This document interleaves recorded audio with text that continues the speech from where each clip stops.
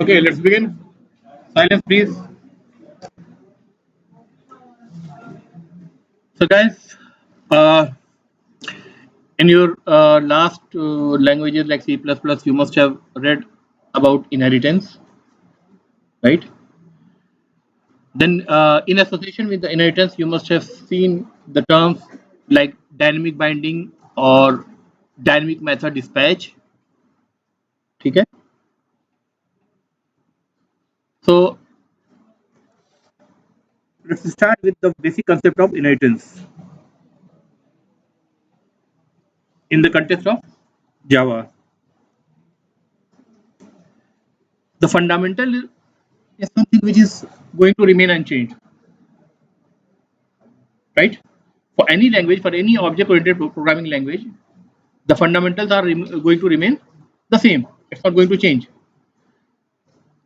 The way of doing thing as per the syntax and the constructs of the language, you may see the changes over there, but the fundamental is intact. So, what is the basic meaning of inheritance, guys? Better close the gate. What is the basic meaning of inheritance in terms of object-oriented programming?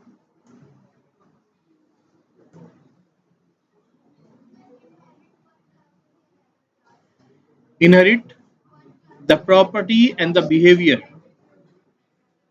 Attributes are the properties, right? And the behavior which are functions and the methods from the parent class to the child class, or from the superclass, from the base class to the subclass. Correct? That means if I have a class called as A, right, and there is another class called B, diagrammatically I will represent something like this, which means B extends from A. Okay. So A is the base class or the parent class. अरे get one to B is what? It's the subclass or the child class, right? If I create one more level of inheritance, something like this, the class C is there, and I say class C is the child of class B, right? So what this kind of inheritance will be called as multi-level inheritance. So this is what we call as a multi-level inheritance.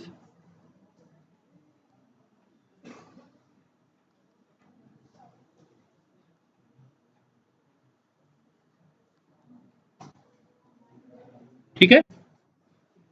Correct?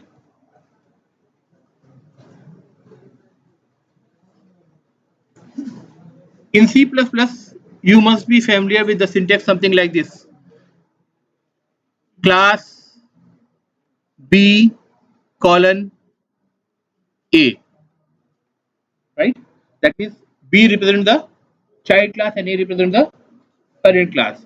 Similarly, class C colon B, right? Correct? Now, let me say that this C class is also extending from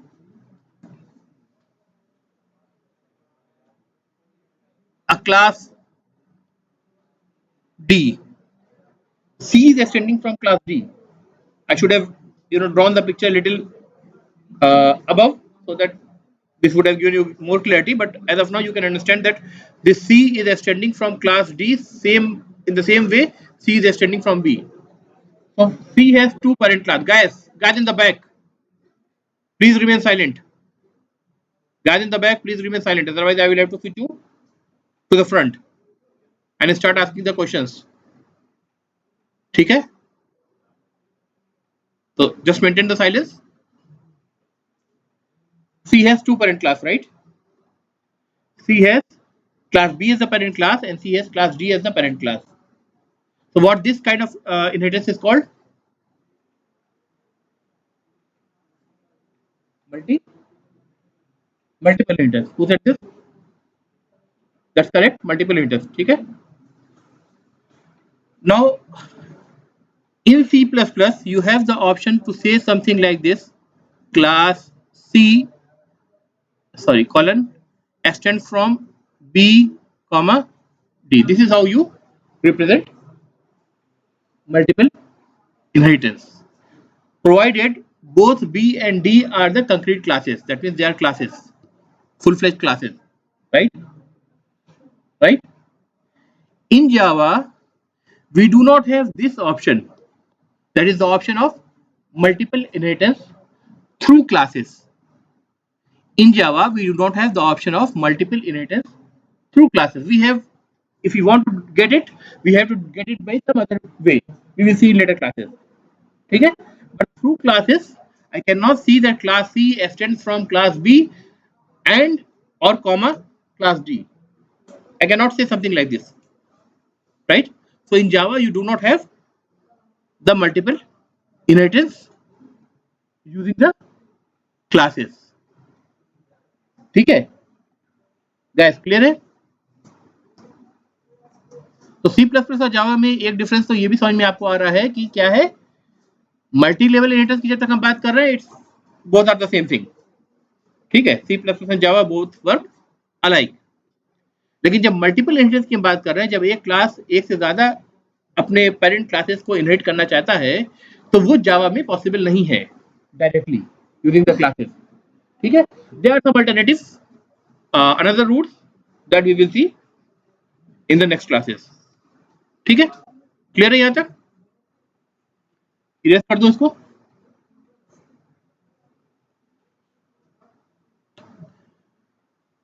now let's talk about a simple example of a zoo management application for example we have a daily zoo right they want to get us develop a application that is going to maintain the number of and the types of different animals right ठीक है so let's just draw pictorially how the things will look like so if I say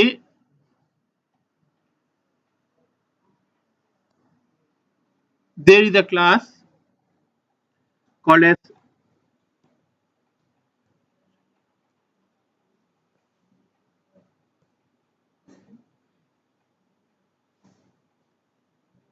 lion ठीक है there is a class called as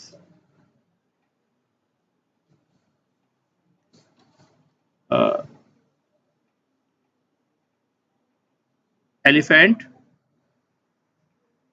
right then there is a class called as cat right right so in general if I talk about the generality of these classes they are all what animals they are all animals right so I choose to design a class called as animal as the parent class for lion elephant cat and other animals that will be present in the zoo for example right ठीक है how the diagram will represent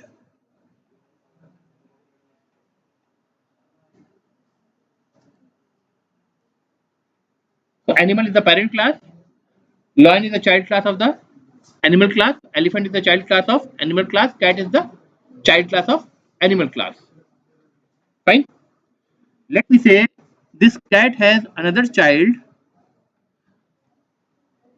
and that child is Persian cat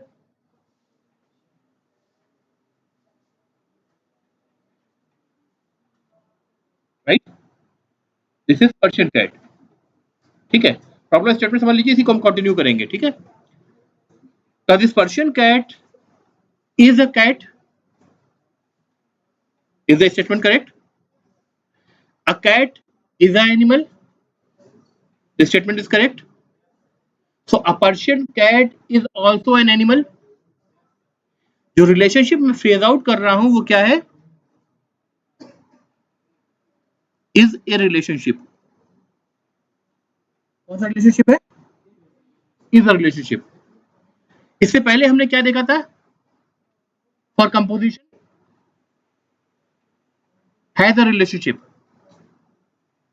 has a relationship, right? The typical examples that we have used for has a relationship is in this agriculture lab, where we have developed, say for example, a 2D shape, say for example rectangle. Now this rectangle has 4 sides, or this rectangle has instance or reference variable of 4-line 2D class, right? Or we can say the rectangle is composed of 4-line 2D objects, correct? Right? Relationship है composition का, phrase क्या use कर रहे हैं? Has, right? और has का मतलब क्या होता है कि जिस क्लास की हम बात कर रहे हैं, जिसको हम बोल रहे हैं कि that is the composed class has got a number of composites, जिनसे मिलके वो बना हुआ है। As if this room has got 4 walls, so this room is composed of 4 walls. So if room is a class and wall is another class, then the room class will have 4 reference variable of wall classes, or 4 instances of wall classes, right? इसको हम बोलते हैं composition. और phrase out कैसे करते हैं पढ़ने के लिए? रूम है 4 what walls, करेक्ट? ऐसे बोलते हैं। सिमिलरली रेक्टेंगल है 4 line 2D which are the sides of line, correct? तो जब भी आप हैज ए का रिलेशनशिप बन रहा है, इसका मतलब क्या हो रहा है? अभी आपने क्या देखा? इनहेरिटेंस में पेरेंट चाइल्ड रिलेशनशिप आप देख रहे थे, और उसकी डिफिनेशन क्या थी कि पेरेंट से जो कुछ भी उसकी प्रॉपर्टीज हैं और उसके बिहेवियर हैं, वो सारे चाइल्ड क्लास का हिस्सा बन जा रहे हैं, पार्ट बन जा रहे हैं, राइट? फाइन। और हम यहाँ पे क्या कर रहे हैं कि हम हिस्सा बनाने की बात नहीं कर रहे, बल्कि हम क्या कर रहे हैं, उनके उतने नंबर ऑफ इंस्टेंसेस को हम ऐड कर रहे हैं, ठीक है? नहीं, उनके ऑब्जेक्ट उसमें बनते दिखेंगे आपको, ऑब्जेक्ट का डिफरेंस वेरिएबल दिखेगा, राइट? दोनों में डिफरेंस समझ में आ रहा है? कंपोजिशन एंड इनहेरिटेंस, ठीक है? करेक्ट? कंपोजिशन में आपको साफ साफ दिखेगा कि रेक्टेंगल के अंदर चाइल्ड लाइन 2D के रेफरेंस वेरिएबल हैं। Rectangle is composed of 4 sides, ठीक है? Rectangle has 4 sides and each side is of type line 2D class. दिख रहा है ना गाइस? Any doubt? क्लियर है? इसको हम कंपोजिशन बोलते हैं। फ्रेज आउट करने के लिए हैज अ रिलेशनशिप यूज करते हैं, हैज एज ए और हैज एज मेनी, ठीक है? Similarly a semicircle has a center and a radius, or a semicircle has an instance of point 2D and a line 2D classes, point 2D for center and line 2D for radius। यहाँ भी आपको दोनों उसके reference variable दिख रहे हैं जिनके objects बनेंगे। क्लियर है? This is composition, right? Semicircle is composed of a center and a radius. This is composition, right? Composition. Similarly, if you go to the artifact class, line 2D is composed of start point and the end points, right? And both are of the types of point 2D class, right? Here again you can see the example of you can see the example of what? Composition, right? तो composition clear हो गया। Relationship type क्या हो गई? Has relationship हो गई, ठीक है? यानी line 2D has 2 point 2D instances, start point and the end points, right? वापस जाते हैं अपने डायग्राम पे। अब इसमें से क्या डिफरेंस है इनहेरिटेंस में? एक तो इनहेरिटेंस टेक्निक ही बदल गई आपकी, ठीक है? दोनों टेक्निक रीयूज कर रही है, रीयूजेबिलिटी दोनों में है ना? अगर हम कहें कि लाइन 2D तो वो पॉइंट 2D के 2 इंस्टेंसेस को बना रही है, यानी पॉइंट 2D को 2 बार एक तरह से उसकी डिफिनेशन के इंस्टेंसेस बना के रीयूज कर रही है, राइट। रीयूजेबिलिटी वहां भी हो रही है, मॉड्यूलरिटी वहां ज्यादा है, ठीक है। यहाँ पे क्या हो रहा है, यहाँ पे हम क्या कह रहे हैं, Persian cat is a cat is an animal and a Persian cat is also an animal, ठीक है। अरे अरे बंद कर दीजिए। इसका मतलब क्या हुआ, इसका मतलब क्या हुआ कि अगर आप नीचे से ऊपर जा रहे हैं, अगर आप नीचे से ऊपर जा रहे हैं इस डायग्राम में, तो नीचे आपको स्पेशलाइज्ड वर्जन मिल रहे हैं आपको क्लासेस के, राइट। और ऊपर जो मिल रहे हैं वो क्या मिल रहे हैं, जनरलाइज। स्पेशलाइज का अपोजिट जनरलाइज वर्जन मिल रहे हैं, राइट। कंसेप्ट क्लियर है भाई, राइट। फेज आउट कैसे करेंगे, इजी से, correct guys, everything okay, clear, समझ में आ रहा है ना। तो इसका मतलब कि जहां पे हम जनरलाइज जितना होता जा रहा है, जैसे cat could have a number of different cats, it could have a cat of type से for example the wild cat, wild cat, right? So wild cat is also a cat and a Persian cat is also a cat, but they are more specialized now. We are talking about, we are being focused about something more in particular, ठीक है। इसका मतलब क्या होगा कि जब हम specialise से हर एक लेयर ऊपर जाएंगे, जनरलाइजेशन बढ़ता जाएगा आपका, राइट। और हर जनरलाइज लेयर में जो कोड होगा वो ऐसा कोड होगा जो सारे स्पेशलाइज वर्जन के लिए उठा के आपने ऊपर रख दिए हैं, ताकि वो सब में रीयूज हो सके, क्योंकि वो सारे के सारे चाइल्ड क्लासेस जो कि स्पेशलाइज क्लासेस हैं उसको इनहेरिट करेंगे, राइट। इसका मतलब कि जो एनिमल क्लास है, जो एनिमल क्लास है उसमें अगर हम कोई कोड डालेंगे तो वो सारे एनिमल पे अप्लाई होना चाहिए, सारे एनिमल उसको इनहेरिट करेंगे, चाहे वो प्रॉपर्टी हो चाहे वो बिहेवियर हो, करेक्ट। वो लॉयन भी इनहेरिट करेगा, एलिफेंट भी इनहेरिट करेगा, कैट भी इनहेरिट करेगा, पर्शियन कैट भी, वाइल्ड कैट भी, and if there are more animals and more specialization, all of them will be going to inherit everything which is being coming from or being inherited from the animal class, right. But whatever is in the cat class, that will be inherited only by the child classes of the cat class or the subclasses of the cat class, not by the elephant class, not by the lion class, guys, समझ में आ रही बात। तो जब भी आपको code, ऐसा code आपको चाहिए जो सारे के सारे क्लासेस पे अप्लाई कर रहे हो, उनको टॉप लेवल क्लास पे मूव कर दीजिए, वो जनरलाइज हो गया, जनरल वर्जन जो सबके पास आएगा, राइट, करेक्ट। फिर उसमें भी लेयरिंग अगर आप कर रहे हैं तो जिस लेयर की सब कैटेगरीज बन रही है, बेसिकली कैटेगरी बनाने के लिए हम यूज करें कैट की कैटेगरी, है ना, वाइल्ड कैट और पर्शियन कैट। तो जब भी हम कैटेगरी बना रहे हैं तो उन कैटेगरीज में जो चीज कॉमन होगी उसको एक लेवल ऊपर उसके पेरेंट क्लास में आप मूव कर देंगे, उन कोड को, उन प्रॉपर्टीज को, उन बिहेवियर को। बिहेवियर का मतलब क्या होता है, फंक्शन या मेथड, राइट। प्रॉपर्टीज मतलब डाटा, ठीक है। देखो फिर से सुनो, पर्शियन कैट, वाइल्ड कैट क्या है, स्पेसिफिक टाइप्स ऑफ कैट है। तो अगर जैसे वेव टेल, अगर बिल्ली पूंछ हिलाती है और कुत्ता पूंछ हिलाता है तो दोनों की पूंछ हिलाने का जो मतलब होता है अलग होता है। कुत्ते का मतलब है वो हैप्पीनेस शो कर रहा है, बिल्ली का मतलब क्या है, वो एंगर शो कर रही है, राइट। तो अगर हम वेव टेल मेथड लिखेंगे तो वहां पे हम कोड कर देंगे कि for example system dot out println के अंदर the cat is angry, right, but that will be applicable to all cats.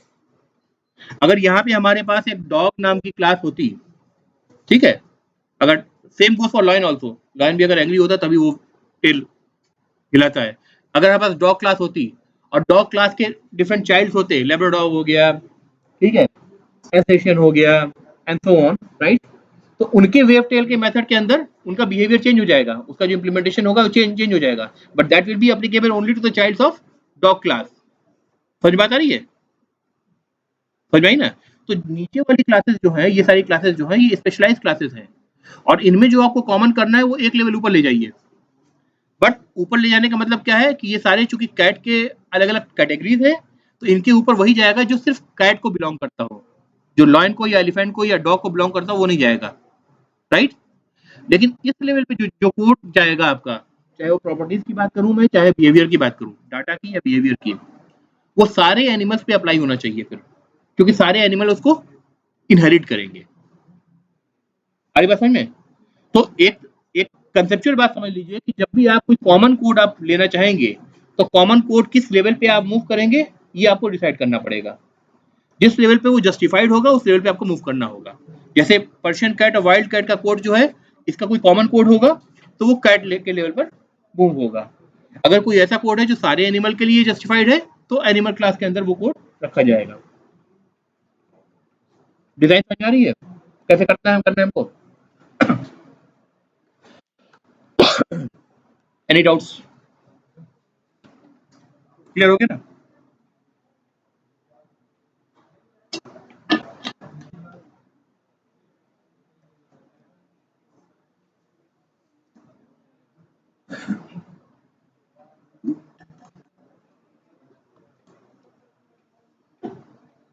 अच्छा, जैसे सी प्लस प्लस में हमने देखा, अगर क्लास ए और बी है और बी क्लास ए का चाइल्ड है, अभी हमने देखा, तो बी क्लास बी कॉलन ए लगाएंगे, यानी क्लास बी जो है वो चाइल्ड क्लास है, क्लास ए जो है वो पेरेंट क्लास है। जावा में जब हम यही काम करेंगे तो कैसे लिखेंगे?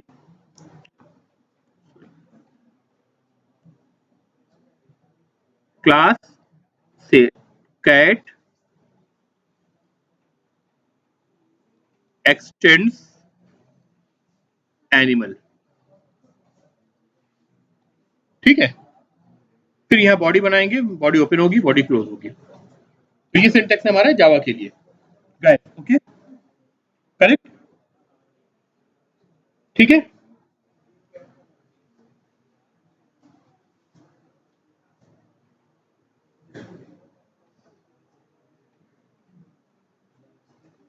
सो let's go to the code and start coding directly. आ जाइए, देखिए जगह तलाश करके बैठ जाइए। एक बैग यहाँ पे है, इसको आप मूव कर सकते हैं। और लोगों को जगह मिली भाई? यहाँ पे कोई बैठ जाइए, इधर आ जाइए, इधर आ जाइए, एक इधर आ जाइए, एक ये चेयर ले लीजिए, ये चेयर ले लीजिए, तो लगा के बैठ जाइए।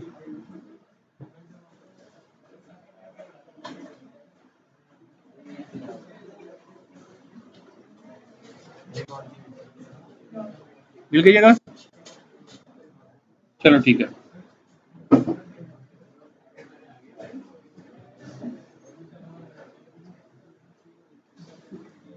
गैस यहाँ तक क्लियर है? बढ़े आगे? So let's move to the code and try to reflect the same thing in the code, ठीक है? I will create a new project. ये क्या है हमारा प्रोजेक्ट एक्सप्लोरर, राइट? इस पर राइट क्लिक करेंगे, new Java project, do management app, ठीक है? Finish. Now within the SRC, let's create a package, because we will go by the convention. We should not write any source code without any package. So give the name of the package. What could be the justified name?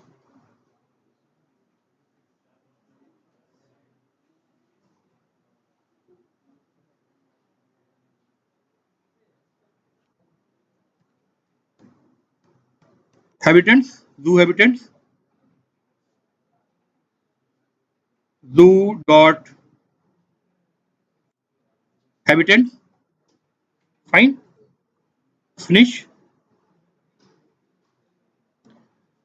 Let me create a class what should be the first class that I should be creating? Animal, क्योंकि बाकी classes animal को extend करेंगी. सबसे पहले animal का existence होना जरूरी है, right? So within the package zoo habitant, I will right click and create a new class animal.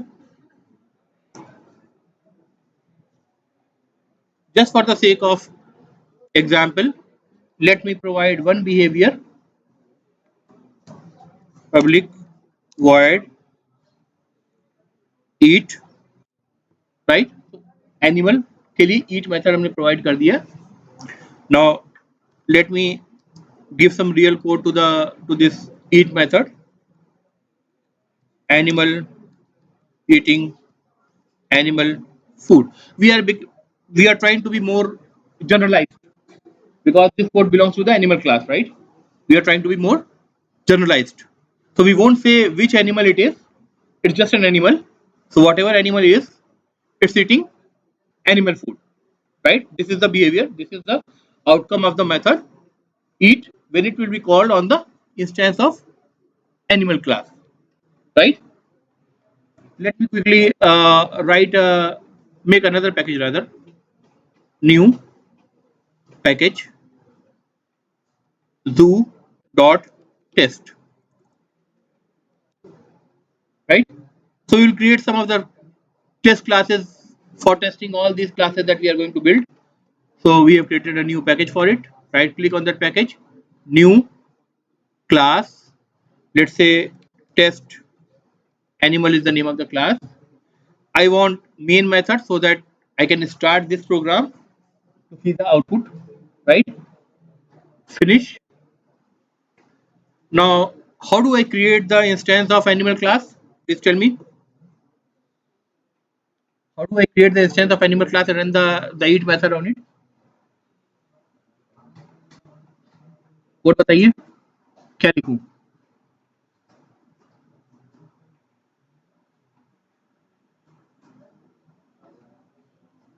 बोलो.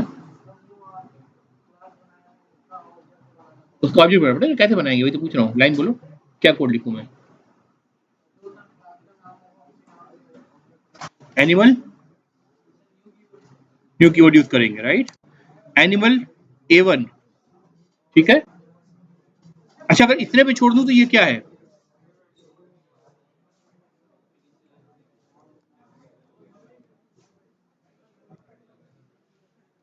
गाइस आप लोग बहुत लेट आए हैं और एक काम करो, सुनो सुनो, अगल बगल क्लास में ऐसी कोई चेयर है? अगर है तो लेके आओ. देखो जरा.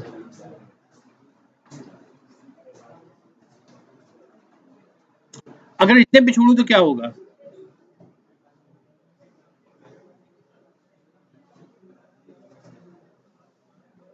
ये क्या मतलब है इस लाइन का? लाइन नंबर 7 का क्या मतलब है?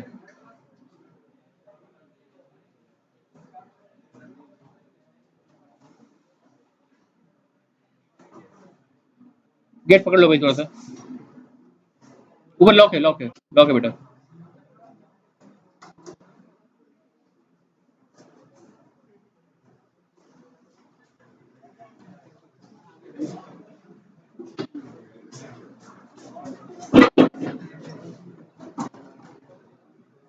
Guys please pay attention. Line number 7 का क्या मतलब है? ऑब्जेक्ट क्रिएट नहीं किया मैंने अभी, सिर्फ डिक्लेरेशन है, राइट? जस्ट लाइक आप कहते हैं int x, it's a declaration. इसको कोई वैल्यू असाइन नहीं हुई है. एक्स को वैल्यू असाइन होती तो कैसे असाइन करते हैं हम? इक्वल टू सम वैल्यू 9 से फॉर एग्जांपल, राइट? राइट. यहाँ पे हमने अभी तक लाइन नंबर 7 में सिर्फ डिक्लेरेशन कर रखा है. इसकी वैल्यू कैसे असाइन होगी? A1 is what? It's a reference variable. It's a reference variable, guys. A1 is what? It's a reference variable. And what does reference variable hold? The address. Something similar to address. To reach to the object which will be created in the heap, right? So after equal to, if I say new animal, right? So this means this side is the instruction that will be received to the Java virtual machine at the runtime. This program will get into control of Java virtual machine for execution. At the runtime, this JVM will get the instruction that create a new object in the heap, which is a large chunk of memory, by calling this nowhere constructor of animal class. And we know that up till now we have not created any constructor in the animal class. So we have got a default constructor in the animal class, which is a nowhere constructor. ठीक है, clear है? तो जो right side में आप देख रहे हैं, that is nothing but a call to the constructor. It's an instruction to the JVM that create a new object by calling the constructor, which is a nowhere constructor. It could be a default constructor or a user defined constructor, but it's a nowhere constructor. It's a nowhere constructor, right? अब हम कहेंगे कि run time पे value a1 की initialise हो जाएगी by the address of the object which will be created in the heap. Clear है? Right? Why I am getting this compilation error? Tell me. Package import नहीं किया, क्या कह रहा है? द एनिमल, यहाँ पे मैं माउस लाके छोड़ रहा हूँ तो हवर कर रहा हूँ तो क्या बोल रहा है? Animal can not be resolve to a time. और मुझे सजेशन क्या कर रहा है? इंपोर्ट कर लीजिए आप एनिमल को. कहाँ से? zoo.habitant से. हमको किन किन कंडीशन में क्लास को इंपोर्ट करने की जरूरत पड़ती है? अगर हम यदि क्लास को यूज करना चाह रहे हैं अपने कोड में, तो किन कंडीशंस में हमको इंपोर्ट करने की जरूरत होती है? अगर वो क्लास दूसरे पैकेज में है, राइट? लाइक ये जो क्लास मैं लिख रहा हूँ टेस्ट एनिमल, ये किस पैकेज में है? zoo.s में है. और एनिमल क्लास किस में है? zoo.habitant में है. तो एनिमल क्लास क्या है? दूसरे पैकेज में है. तो हमें इंपोर्ट की जरूरत पड़ेगी. And for any class which is except for any class which is in the java.lang package. यानी java.lang पैकेज जो होता है वो ऑटोमेटिकली इंपोर्टेड रहता है, आपको उसको इंपोर्ट नहीं करना पड़ेगा. java.lang में क्या है? System class is in java.lang package, right? Your string class is in java.lang package. There are so many classes which are in java.lang package. ठीक है, जाहिर सी बात है उनका पैकेज स्ट्रक्चर java.lang है. They have not been created by us but created by the developers of Java language, but they have a different package. But this is the only exception, that being a different package, we do not need to import the classes from java.lang package. We can just use directly. ठीक है, correct? Otherwise, if a class is in another package, we will have to import it first before using it, or we will have to give the fully qualified name if we want to skip the import. ठीक है, क्या मतलब हुआ इसका? If you want to skip the import, we will have to give the fully qualified name. मतलब अगर हम import ना लगाना चाहें, देखो अभी कैसे रिजॉल्व होगा? अभी हम इसको इंपोर्ट लगा देंगे, यहाँ पे इंपोर्ट स्टेटमेंट आ जाएगा, कंपाइलेशन चली गई, राइट गाइस? क्लियर है?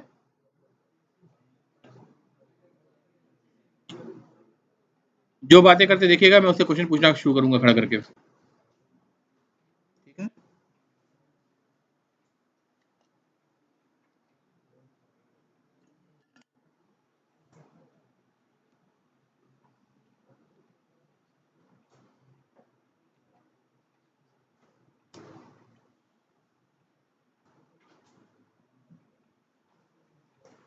तो एक तो या तो हम करें कि अगर दूसरे पैकेज में कोई क्लास है तो उसको हम इंपोर्ट लगा दें, फिर हम उसको यूज कर सकते हैं. अदरवाइज अगर हम इंपोर्ट ना लगाना चाहें तो फिर हमें क्या करना पड़ेगा? इसका फुली क्वालिफाइड नेम देना पड़ेगा. जैसे कैसे देंगे? ये क्लास का नाम क्या है? zoo.habitant.animal. ये हमको लगाना पड़ेगा. अगर हम ये लगा देंगे तो भी हमारी एरर चली जाएगी. ठीक है, आइदर दिस और इंपोर्ट. ठीक है, फुली क्वालिफाइड नेम हम लगाने का मतलब ही क्या है? हम उसको रिजॉल्व करके बता रहे हैं ना कि किस पैकेज के अंदर ये क्लास मौजूद है. पूरा हमने उसका सरनेम से लेकर के फादर नेम, ग्रैंडफादर नेम सब बता दिया, करेक्ट? तो या तो हम फुली क्वालिफाइड नेम यूज करें, अदरवाइज इंपोर्ट यूज करें. The better way is you should use the import. Fine, the error will go.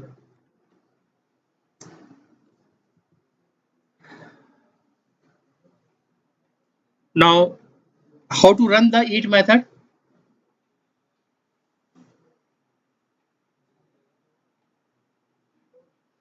And a1 dot drop down में दिख रहा है each मेथड, इंटर कर दिया, राइट। रन करके देख लें एक बार।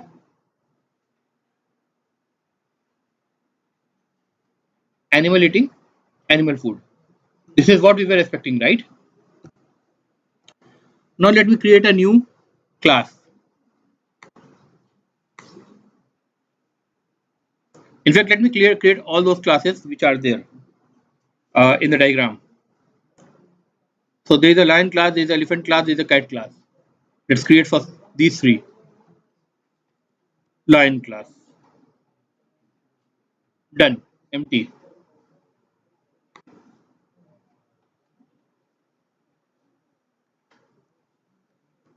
Elephant class. Done. Let it be empty as of now. Then new class. Cat class. Fine. Now let's make more specialization of the cat. New class. कहाँ बैठोगे भाई? Persian cat, right? New class wild cat. ठीक है, पूरी hierarchy बन गई। Relationship अभी तक नहीं बनी है ना, अभी सारे आइसोलेटेड क्लासेस हैं, इनका एनिमल से कोई रिलेशनशिप अभी स्टेब्लिश नहीं हुई है, या वाइल्ड कैट पर्शियन कैट की कैट से कोई रिलेशनशिप स्टेब्लिश नहीं हुई है, राइट, क्योंकि इनहेरिटेंस हमने अभी लगाया ही नहीं है, करेक्ट। अब क्या करें हम, लाइन क्लास में क्या करें, क्लास लाइन, जैसे कॉर्नर लगाते हैं C++ से, वैसे यहाँ क्या लगाएंगे, x tends animal, correct. Similarly class elephant x tends animal, ठीक है। क्लास कैट एक्सटेंड्स एनिमल, ठीक है। अब पर्शियन कैट के लिए क्या लगाएं, extends cat because it's a category of cat, ठीक है। Same goes for wild cat,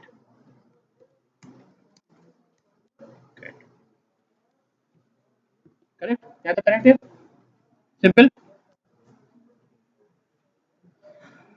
अच्छा, एनिमल क्लास के पास ईच मेथड है, बाकी जितनी भी क्लास हमने बनाई है सबकी बॉडी एम्प्टी छोड़ी है, किसी के पास ईच मेथड नहीं है, राइट। अब हम वापस जाते हैं और अपने टेस्ट एनिमल क्लास के अंदर इन सबके ऑब्जेक्ट बना करके सबके ईच मेथड को रन करने की कोशिश करते हैं, ठीक है। अभी तक बहुत सिंपल चीजें चल रही हैं, बहुत जल्दी कॉम्प्लिकेटेड होंगी अभी, ठीक है। अब मैं क्या कह रहा हूं, cat A2 that is second animal is equal to new cat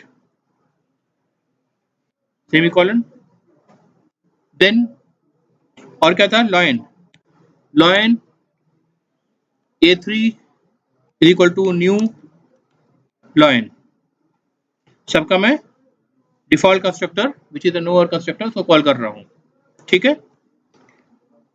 elephant A4 is equal to new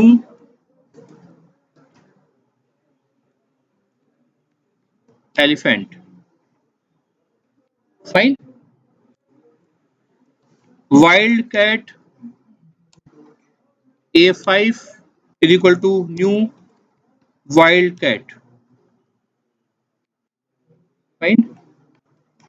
Persian cat A6 is equal to new Persian, sorry, there should not be space, we are following the Java code convention, so the two words should be with the starting with the caps letter, so Persian P is capital, cat में C is capital and semicolon. What is the error that we are getting, compilation error, code लिखते वक्त जो error दिख रही है वो compilation error है, right? क्या है कंपाइलेशन एरर? जैसे एनिमल क्लास डिफरेंट पैकेज में था, वैसे कैट, लायन, ये सारी क्लास रिजॉल्व नहीं हो पा रही दूसरे पैकेज में, इनके लिए इंपोर्ट लगाना पड़ेगा. So instead of writing import one by one, I will just press Control Shift and O, and all the imports will come at once. Control Shift and O shortcut. So you will be have to be proficient in using the handy shortcuts. किससे आप क्या होगा, development आपका बहुत fast हो जाएगा, right?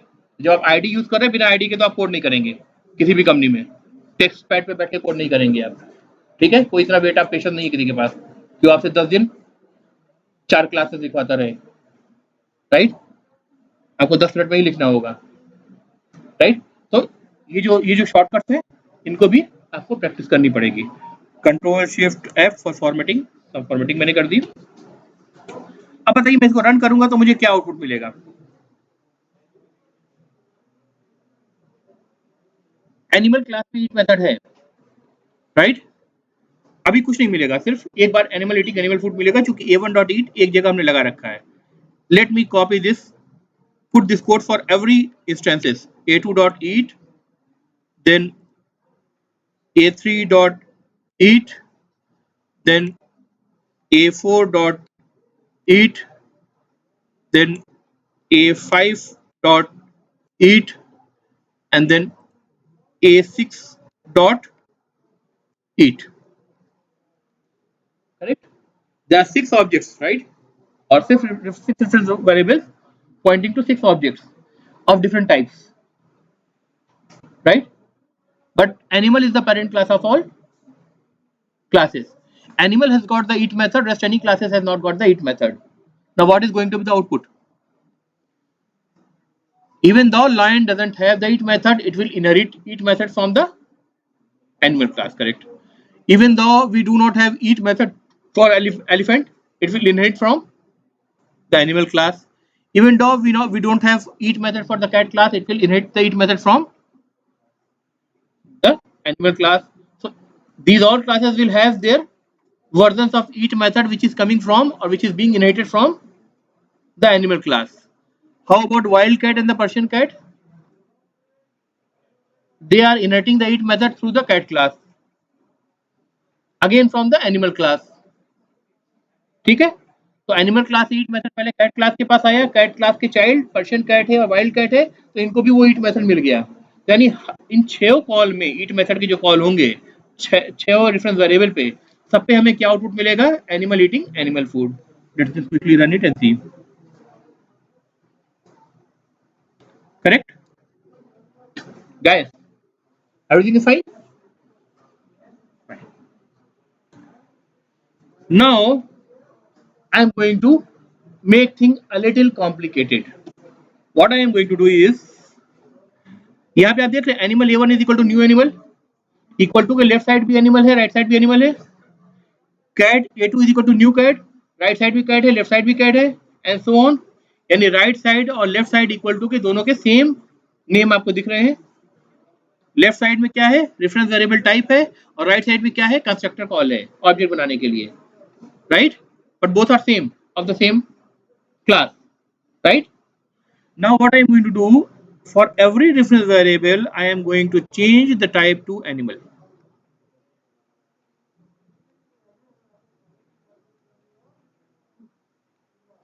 Just look at this.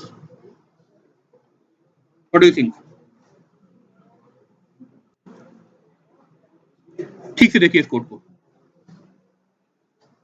Is this a valid code?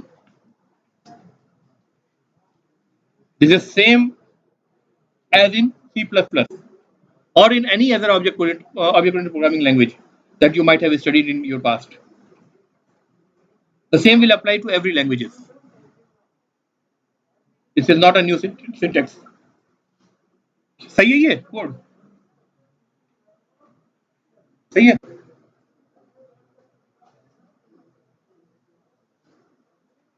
फर्क क्या किया हमने? ऑब्जेक्ट पहली लाइन नंबर 14 में एनिमल का बन रहा है, लाइन नंबर 16 में कैट का बन रहा है, लाइन नंबर 18 में लायन का बन रहा है, लाइन नंबर 20 में एलिफेंट का बन रहा है. लाइन नंबर 22 में वाइल्ड कैट का बन रहा है, लाइन नंबर 24 में पर्शियन कैट का बन रहा है। लेकिन जो रेफरेंस वेरिएबल जो कि एड्रेस को होल्ड करेगा वो सारे के सारे सुपर टाइप एनिमल के हैं।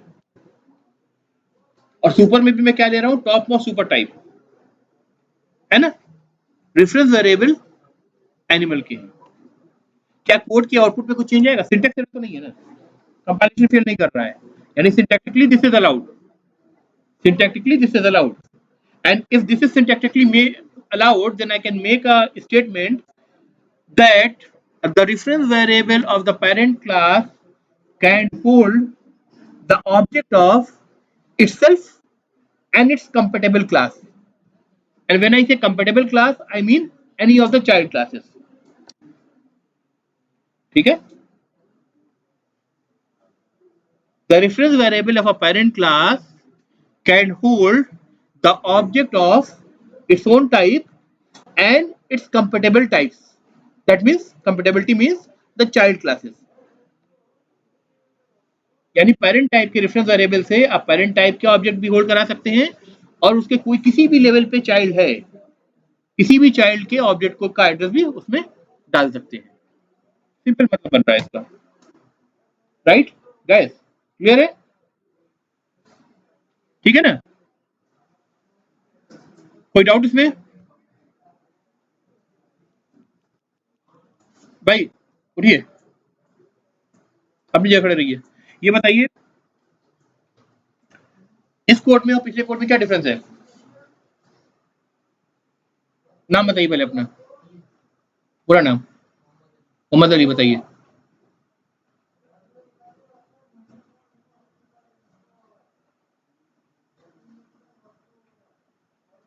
पिछला कोड क्या था? नहीं देखा? अपने पीछे वाले साथी को खड़ा कर दीजिए।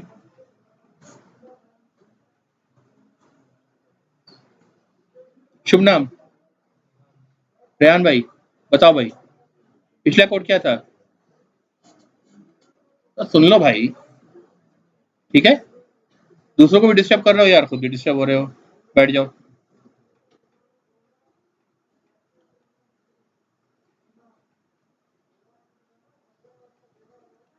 अब इसको रन करेंगे तो आउटपुट में कुछ चेंज आएगा?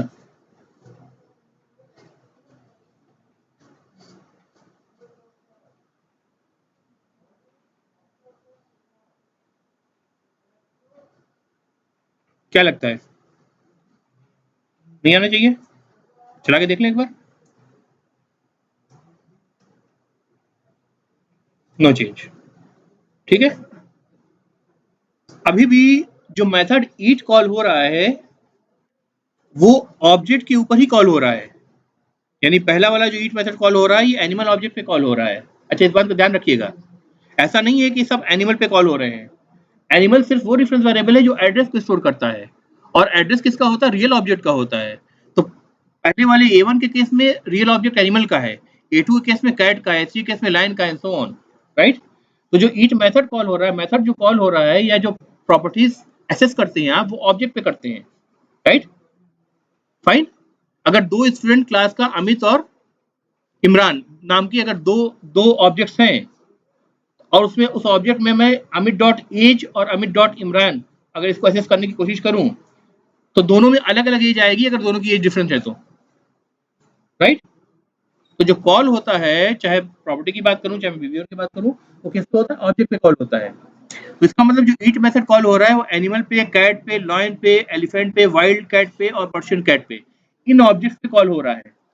लेकिन इन ऑब्जेक्ट्स के पास एनिमल को छोड़ के किसी भी क्लास के पास के ऑब्जेक्ट के पास अपना ईट मेथड नहीं है, उनके पास इनहेरिटेड मेथड है, तो कॉल अभी भी वहीं से आ रहा है, कोई डिफरेंस नहीं हुआ अब तक, ठीक है, क्लियर है? Now let make some changes, now let's start making some changes. Cat, now let's say cat has got its own eat method exactly with the same signature as in the animal class. Signature क्या थी? Public void eat that doesn't take any parameter. अगर parameter ले लेगा तो क्या होगा? वो overloading हो जाएगी, right. And it says cat is eating cat food. Fine. एक ईट मेथड मैंने कहां पे ऐड कर दिया? कैट में। इसका इंपैक्ट क्या होगा? एक ईट मेथड कहां से आ रहा है कैट के पास? एनिमल के पास से आ रहा है। लेकिन अब कैट के पास अपना ईट मेथड आ गया है, तो इसका मतलब मैं क्या कहना चाह रहा हूं कि मैं पुरानी जो ईट मेथड का बिहेवियर या डिफिनेशन जो आई थी इनहेरिट होकर के, उसको मैंने ओवरराइड कर दिया, सप्रेस कर दिया। उसको मैंने क्या करा? सप्रेस कर दिया। So if you provide a same method with the same signature in the child class that is also being inherited from the parent class, then the control at the runtime will go to the child class method because that has overridden the parent class inherited method now. Clear हो गया guys? ठीक है। अब ईट method cat के पास भी है, तो lion के केस में तो एनिमल वाला ईट मेथड काम करेगा क्योंकि लॉयन में हमने ईट मेथड प्रोवाइड नहीं करा है। एलिफेंट में ईट मेथड काम करेगा कौन सा? एनिमल वाला, क्योंकि वहां ईट मेथड प्रोवाइड नहीं करा है। कैट में हमने ईट मेथड प्रोवाइड करके इसके बिहेवियर को, इसके मैसेज को चेंज कर दिया। For example eat method with the same signature, ध्यान रखिएगा। ठीक है, तो यहाँ मेथड ओवरराइडिंग हो गई। This is what we call as method overriding. That means we are changing the definition of the inherited method from our own definition for that particular class. Is it only for that particular class as of now? सब classes के लिए भी फिलहाल, चूंकि उनकी अपनी ईट method नहीं है, तो अब ये जो डेफिनेशन है वो सब क्लासेस के लिए भी हो गई। यानी पर्शियन कैट और wild cat which are the child of cat class, they have got two eat method. One is coming from the animal class which prints animal eating animal food, and one is coming from the eat method which is coming from the cat class, Persian cat and wild cat, इनकी बात कर रहा हूं मैं, right? So which method, which eat method their object will pick at the runtime? cat का। Simple reasoning. अगर मैं इनसे कहूं भाई एक चेयर मुझे उठा के दो, एक चेयर इनके पास रखी है, एक चेयर दूर रखी है, ये कौन सी उठा के देंगे? पास वाली। तो सबसे पास वाला पर्शियन कैट के लिए कौन सा ईट मेथड होता अगर वो पर्शियन कैट के अंदर को डिफाइन किया होता? ठीक है, लेकिन डिफाइन तो है नहीं, तो अभी वो कहां जाएगा? नेक्स्ट पास वाले के पास जाएगा जो उसका इमीडिएट पेरेंट क्लास है, यानी कैट क्लास। उसके पास उसको ईट मेथड चला के मिल गया तो उसके ऊपर नहीं जाएगा अब। ठीक है, लेकिन लायन और एलिफेंट के पास अपना ईट मेथड नहीं है, तो अभी भी वो पेरेंट क्लास के पास जाएंगे। ठीक है, तो let me run the code. अब कितने आउटपुट मिलेंगे हमको? कितने टाइप के आउटपुट मिलेंगे? दो टाइप के आउटपुट मिलेंगे। नंबर बताइए, काउंट।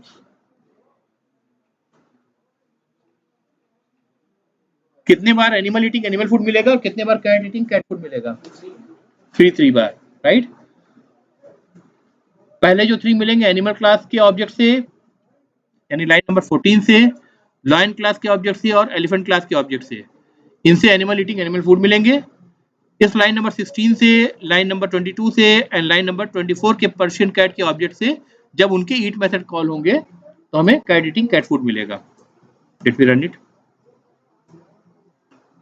सही है भाई? Correct, simple.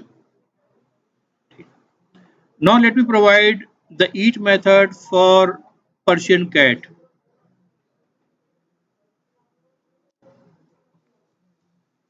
Public void, देखिए बहुत सिंपल है। ठीक है, अगर आपने पहले कंसेप्ट आपको क्लियर नहीं है तो भी आपको समझ में आ जाना चाहिए अगर आप बात सुनेंगे तो।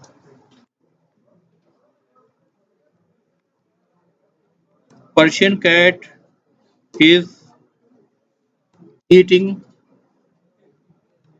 expensive food. ठीक है, Persian cat is eating expensive food.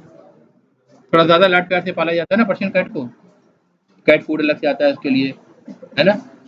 जितने की पर्शियन कैट आपने नहीं खरीदा 6 महीने में तो खाना खिला देंगे उतने का। तो let me say we have given a message Persian cat eating Persian expensive food. ठीक है, अब क्या आउटपुट आएंगे हमारे पास? एक बार भी हमने इस कोड को चेंज नहीं करा, टेस्ट एनिमल क्लास के अंदर के कोड को एक बार भी चेंज नहीं करा। आउटपुट क्या आएंगे हमारे पास बताइए? लाइन नंबर 15 से क्या आउटपुट आएगा? Animal eating animal food.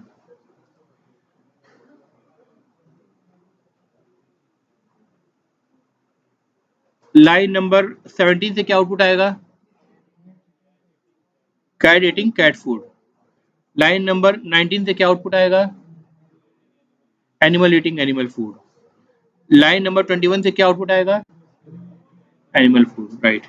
Line number 23 से क्या आउटपुट आएगा? Cat eating cat food, correct. Line number 25 से Persian cat eating expensive food, correct. चला के देख लेते हैं एक बार, करेक्ट। वेरीफाई कर लीजिए एक बार, ठीक है भाई, क्लियर है? तो ओवरराइडिंग का मतलब क्या होता है सीख गए, राइट। अब एक और चीज समझनी है, और वो चीज ये समझनी है कि जो कीवर्ड हम एक्सटेंड लगा रहे हैं बार बार, class cat extends animal, class lion extends animal, wild cat extends cat, right, extends keyword लगा रहे हैं। सी प्लस में कॉलन लगता था, ये एक्सटेंड्स कीवर्ड लगा रहे हैं। इस कीवर्ड को वर्बोज बनाया गया जावा में, इसका एक खास मकसद है, इसका एक खास मकसद है। अगर मैं पूछूं एक्सटेंड कीवर्ड क्या करेगा तो आप बोलेंगे कि इनहेरिटेंस करेगा, राइट, सिंपल आंसर यही देंगे। But this is not the end of the story. Extend keyword का मतलब ये नहीं है कि सिर्फ वो इनहेरिट करेगा, इसका मतलब ये है कि class cat is an extension to the animal. बताया था ना, एनिमल जनरलाइज वर्जन है, कैट स्पेशलाइज्ड एनिमल है, तो cat is an extension, right. So for example, I can add more properties and more behavior in the cat class from the extra, which is something extra from the animal class. So that will be the extension of the animal class. Correct? जैसे हम specialise होते जा रहे हैं, चीज को बहुत focus करना पड़ेगा ना। सो let me say if I want to add wave tail method as we have shortly discussed, public void wave tail, I am following the Java code convention camel case, and this method simply says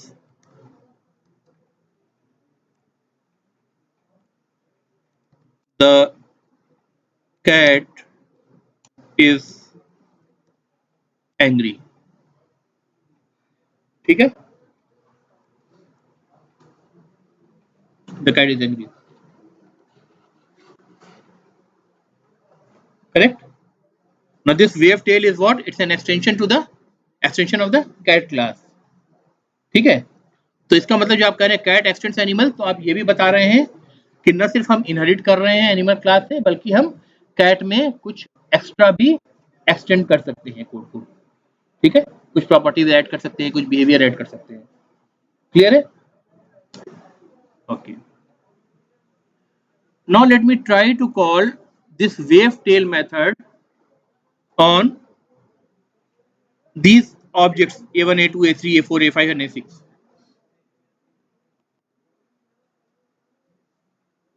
क्या लगता है क्या होगा अगर हम ऐसा करें? तो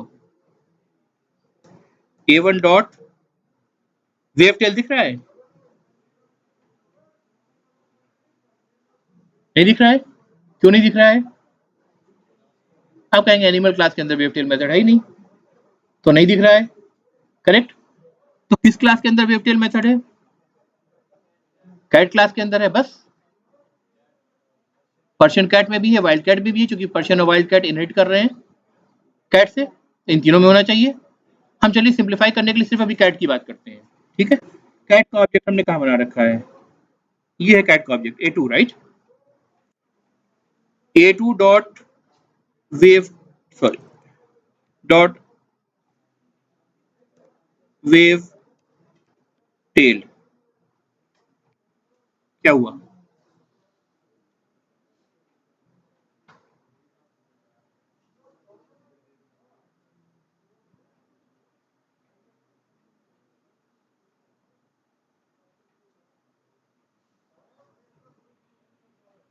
देख लीजिए क्या कंपाइलेशन आ रहा है, तो हावर कर लीजिए।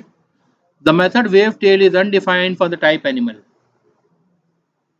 ये कैट की बात ही नहीं कर रहा है, ये कह रहा है कि टाइप एनिमल के लिए वेव टेल मेथड डिफाइंड नहीं है।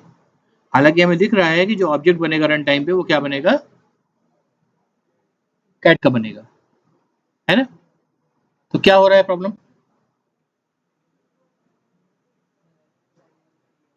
है रेफरेंस एनिमल का दिया है तो वो वेव टेल मेथड को काउंट नहीं कर रहा है। अगर रेफरेंस यहाँ पे कैट का दिया होता तो प्रॉब्लम चली गई, ठीक है। इसका मतलब कि जो रेफरेंस वेरिएबल है उसको सुपर टाइप का यूज करने की एक लिमिटेशन है, और वो लिमिटेशन ये है कि वही एट्रीब्यूट्स, वही डाटा और वही बिहेवियर आप एसेस कर सकते हैं जो कि रेफरेंस वेरिएबल के टाइप में मौजूद है, because that is the contract, that is the contract, ठीक है। तो कंपाइलर क्या चेक करेगा, अब देखिए अभी तक मैंने ये आपसे कहा था कि ईट मेथड कौन सा कॉल हो रहा है वो डिपेंड करेगा किस ऑब्जेक्ट पे आप ईट मेथड कॉल कर रहे हैं, है ना। ईट मेथड ओवरराइड अगर कर रखा है आपने तो ओवररिडन मेथड कॉल होगा किसके लिए, कैट के लिए फॉर एग्जांपल, राइट। तो इसका मतलब ईट मेथड कॉल करते वक्त जब जावा वर्चुअल मशीन देखती है तो वो लेफ्ट साइड वाले डिक्लेरेशन, टाइप डिक्लेरेशन को नहीं देखती बल्कि राइट साइड वाले ऑब्जेक्ट को देखती है, राइट। वो ईट मेथड उस ऑब्जेक्ट के सबसे क्लोजेस्ट मेथड होना चाहिए उसको देखती है, राइट। लेकिन जब कंपाइलर देखता है कोड कंपाइल करने के वक्त तो वो क्या कहेगा कि भाई ये जो वेवटेल मेथड है हमें नहीं पता कि ये ऑब्जेक्ट आप रन टाइम में यहाँ क्या डालने वाले हो, हालांकि हमें दिख रहा है कि कैट ऑब्जेक्ट आने वाला है लेकिन कंपाइलर इसको इग्नोर कर दे रहा है। कंपाइलर कह रहा है मुझे नहीं पता कि यहाँ पे कैट आएगा, लाइन आएगा, एक्स वाई जेड ऑब्जेक्ट आएगा, मुझे नहीं पता। मुझे तो वो पता है कि जो कि तुमने A2 के टाइप में डिफाइन कर रखा है, और अगर A2 का टाइप एनिमल है तो जो कुछ एनिमल में डिफाइंड है वो तुम एक्सेस कर लो, जो एनिमल में डिफाइंड नहीं है वो एक्सेस नहीं कर सकते। गैस क्लियर हो रहा है।